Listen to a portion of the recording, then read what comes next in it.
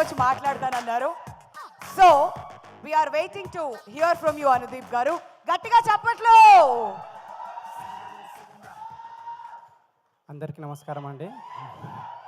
So ముందుగా ఇక్కడికి వచ్చిన గెస్ట్లందరికీ నమస్కారం.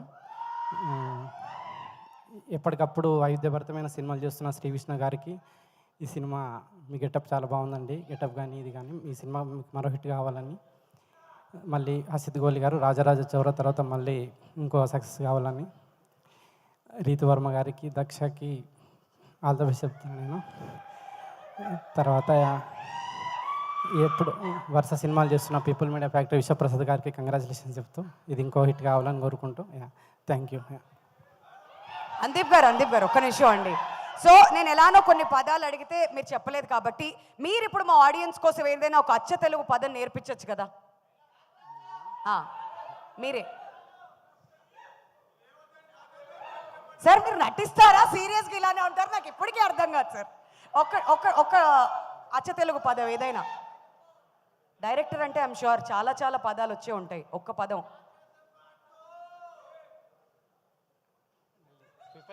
మళ్ళీ ప్రిపేర్ అయ్యి వస్తారు. సరే ఇంకొక క్వశ్చన్.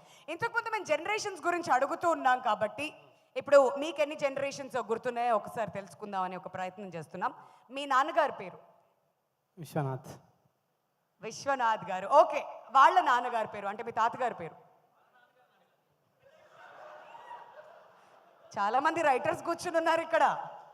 ఓకే సార్, మీ తాతగారి పేరు? అనుదీప్.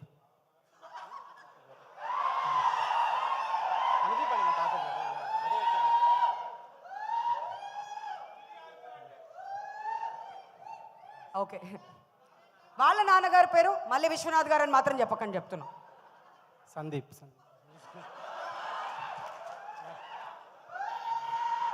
సార్ జనరేషన్కి అంటే ఇక్కడి నుంచి సందీప్, అనుదీప్, తర్వాత విశ్వనాథ్ స్టార్ట్ అవ్వాలి.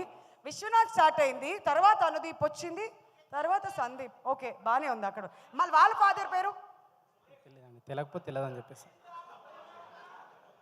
అంటే ఇంతకుముందు కూడా మీకు తెలిసే చెప్పారు. ఆ సందీప్ అనుదీప్ పక్క కదా? చాలా ఇన్నోసెంట్గా చెప్పారు. ఏంటో సరే sir, thank you so much. తెలియకపోతే తెలియదని చెప్పేస్తా అని చెప్పి చాలా చాలా సింపుల్గా చెప్పారు. But wonderful, thank you so much.